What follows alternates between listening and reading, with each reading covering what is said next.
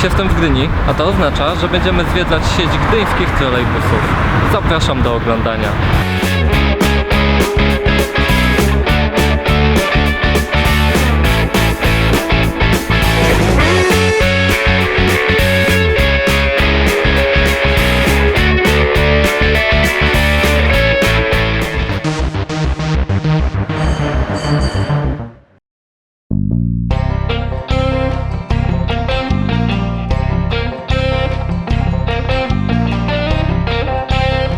Tym razem trafiamy do miasta powstałego z morza i marzeń Polaków okresu międzywojennego, o bezproblemowym dostępie do portu morskiego.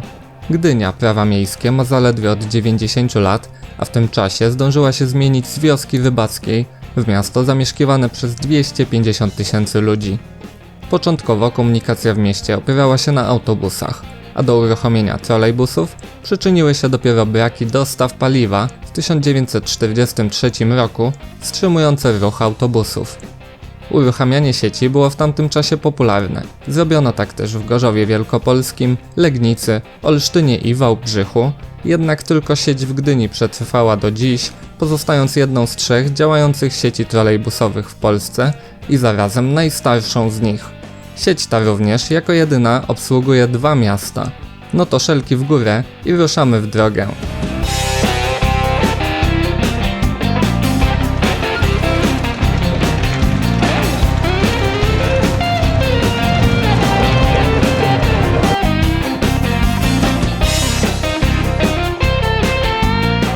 Sieć trakcyjna wisi nad ponad 40 km ulic. W Gdyni działa 12 linii trolejbusowych dziennych o numeracji rozpoczynającej się od 20. 2 linie sezonowe kursujące w niedzielę i święta, w tym jedna obsługiwana taborem zabytkowym oraz po jednej linii wyjazdowej i zjazdowej do zajezdni. Podstawowe linie kursują w szczycie porannym między 6 a 8 co około 12 minut, a później przez większość dnia co 15 minut, by wieczorem przejść na częstotliwość 20 lub 30 minut. Trasy wielu linii z reguły pokrywają się i tworzą kilkuliniowe ciągi tras.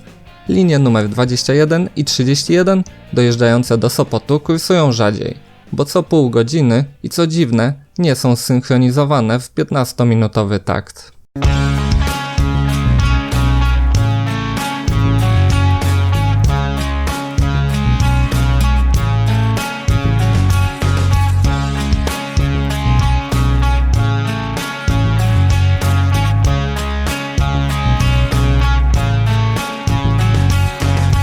Trolejbusy nieczęsto mają wydzielony pas ruchu i tak jak inne pojazdy utykają w korkach.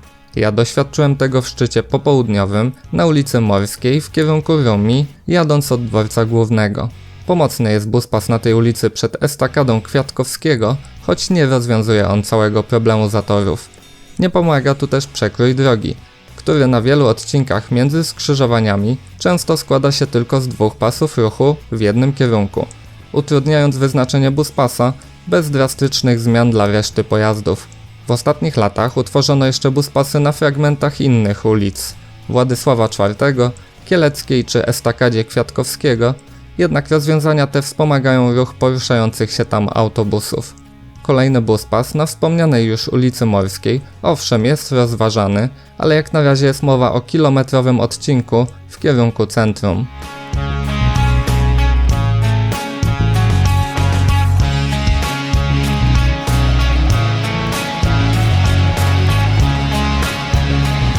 Obecnie liniowo eksploatowane są wyłącznie 12-metrowe trolejbusy, a łącznie jest ich prawie 90.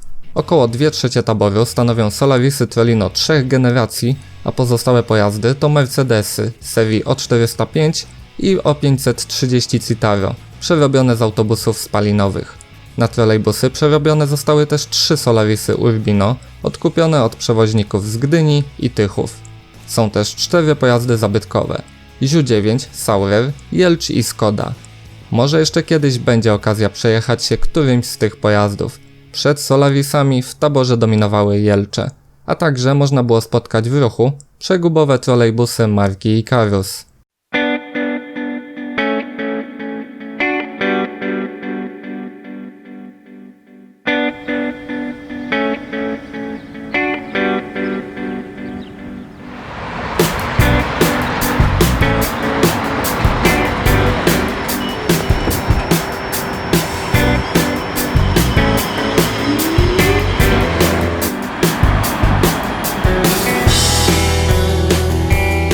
Najnowsze trolejbusy hybrydowe, dzięki instalacji w nich 3 kontenerów baterii litowo-jonowych o łącznej pojemności 69 kWh, spokojnie z pasażerami mogą pokonać dystans do 20 km, bez potrzeby korzystania z sieci trakcyjnej.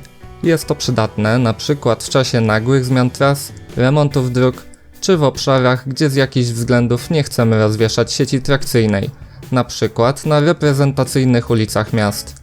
2 ostatnie powody sam doświadczyłem w czasie podróżowania po Gdyni, gdzie przez skwer Kościuszki do gdyńskiego akwarium można przejechać wybranymi kursami linii 21, a w Sopocie odbieraki prądu opuszczano w czasie robót drogowych na Alei Niepodległości.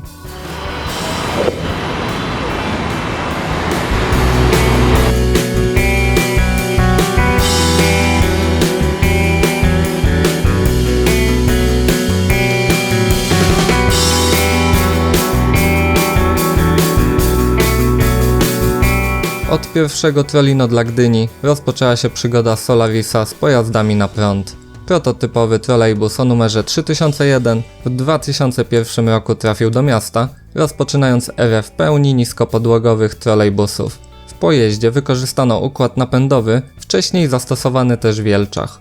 Od czasu rozpoczęcia produkcji Trollino Solaris wyprodukował już zresztą ponad 1000 trolejbusów, a po Gdyni kursuje 1001 wyprodukowany przez tę firmę pojazd tego typu.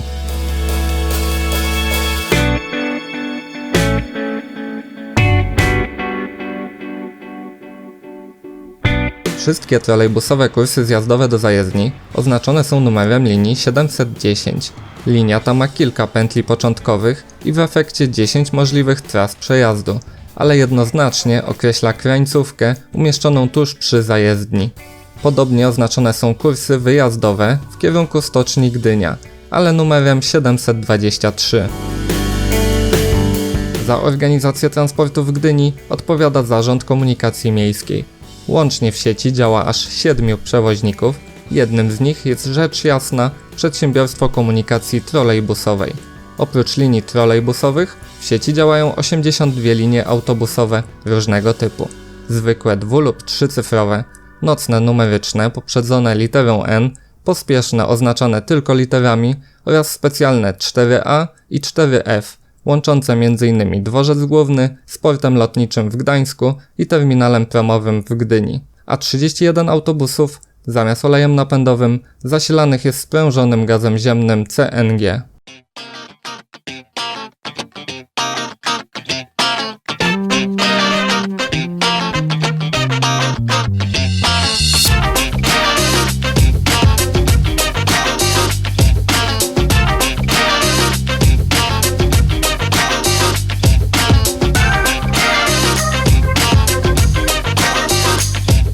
Osoby lubujące się w kupowaniu biletów u kierowców może zaskoczyć forma, w jakiej je uzyskają. Kierowcy sprzedają bilety jednoprzejazdowe tylko w formie 5-odcinkowego karnetu, natomiast bilety godzinne czy dobowe w formie 2-odcinkowego karnetu. Pozwala to w pewnym stopniu zaokrąglić kwotę płatności za bilet i ograniczyć wydawanie pieniędzy w groszach. Może nieco też zniechęcać do zakupu biletów w tej formie, a z drugiej strony zapewnia pasażerowi zapas biletów na przyszłość.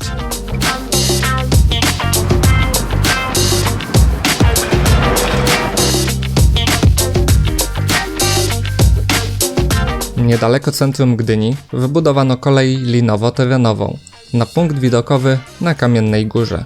Wagonik zabierający na pokład 12 pasażerów pokonuje dość krótką odległość 96 metrów, wjeżdżając na wysokość 40 metrów od podstawy wzniesienia. Kurs kolejką trwa około 2 minuty i jest bezpłatny.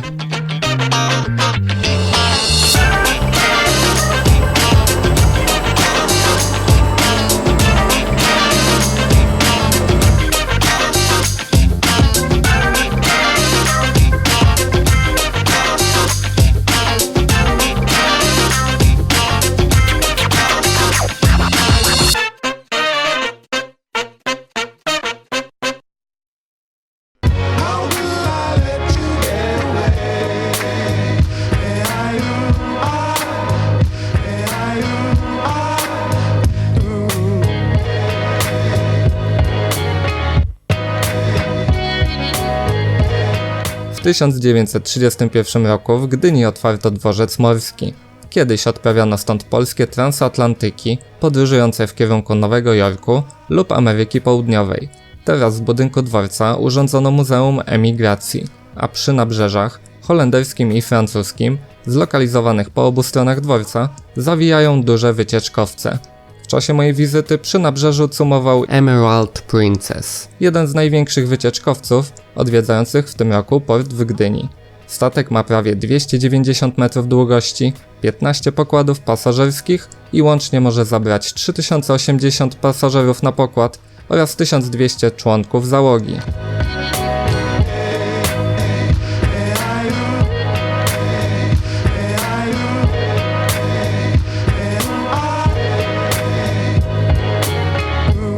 W najbliższych latach można spodziewać się dalszego rozwoju komunikacji trolejbusowej. Już w przyszłym roku trolejbusy dojadą do pętli na osiedlu Fikakowo. Co prawda nie będzie tam wisieć sieć trakcyjna, ale hybrydowe trajdki mają odłączać się od sieci i jechać na zasilaniu bateryjnym. Na pętli znajdzie się też gniazdo do ładowania tych pojazdów. W dalszych planach są linie trolejbusowe do rozwijających się osiedli Chważno i Wiczlino oraz do Ergo Areny w Gdańsku. Swego czasu dużo mówiło się też o budowie trasy do Rummi. Do obsługi planowanych połączeń przewiduje się zakup kolejnych 35 nowych trolejbusów, koniecznie z wspomagającym zasilaniem bateryjnym. Jak widać, na razie rozwój branży autobusów elektrycznych nie jest zagrożeniem dla funkcjonowania sieci trolejbusowej, a wręcz rozwijająca się technologia bateryjna pozwala poszerzyć elastyczność i zasięg działania tych pojazdów.